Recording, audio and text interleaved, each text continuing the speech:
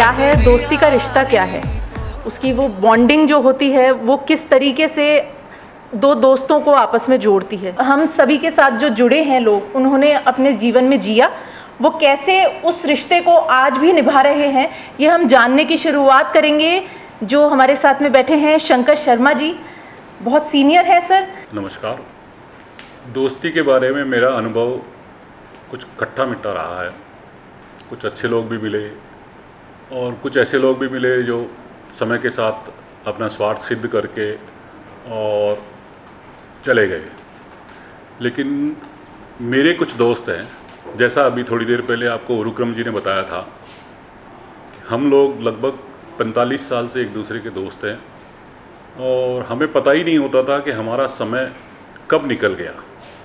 मैं आमेर से बस में बैठ के आता था और शाम को हम हमारे ही एक दूसरे मित्र के पास मिला करते थे और हम सिर्फ बैठे रहते थे या शहर में घूम लिए इधर से उधर।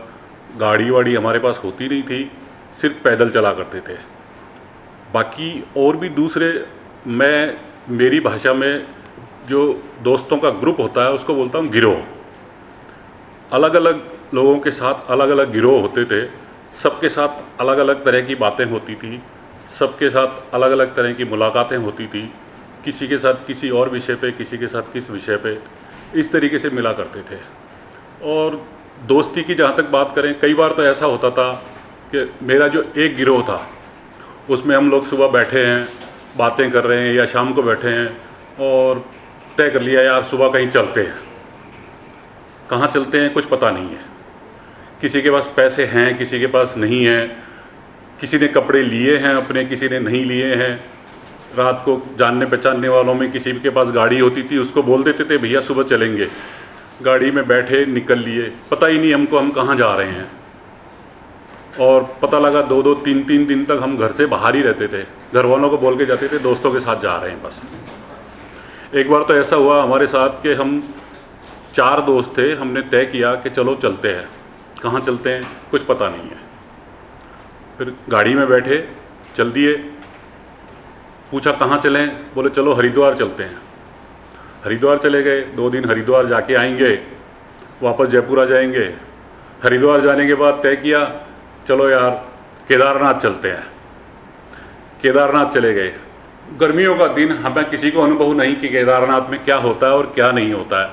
सबने हाफ स्लीव्स के शर्ट पहने हुए थे हमने, और खाली एक पैंट और शर्ट जैसे कपड़े थे हमारे पास, और हम केदारनाथ चले गए। केदारनाथ में रात को हम वहीं रुके रात को। और मैं आपको बताऊं, मेरे जीवन में पहली बार अपने शरीर की हड्डियों के कड़कने की आवाज़ सुनी तो वो केदारनाथ में सुनी थी। इतनी ठंड थी, बहुत बुरा हाल था।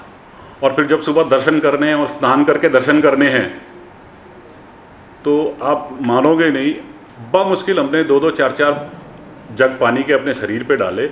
इतनी हिम्मत नहीं थी हमारी कि हम ढंग से नहा भी सकें जैसे घर पे नहाते हैं। बहुत बुरा हाल था।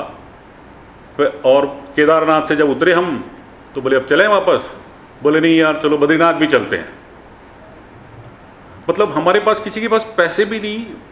3 लोगों ने, हम मुश्किल से मेरे ख्याल से 5-5, 7-7 हज़ार रुपये हमारी जेब में थे और हम 1 हफ्ते तक फालतू बैठे बैठे घूमते ही चले गए। ऐसे बहुत से किस्से हैं, सारे तो बयान नहीं कर सकते। लेकिन ये है कि दोस्ती एक ऐसा रिश्ता है जिसको आप, अगर दोस्ती सच्ची है, उसमें स्वार्थ नहीं है, तो वाकई में दोस्त से बढ़िया आपका साथी कोई नहीं होता। Thank you.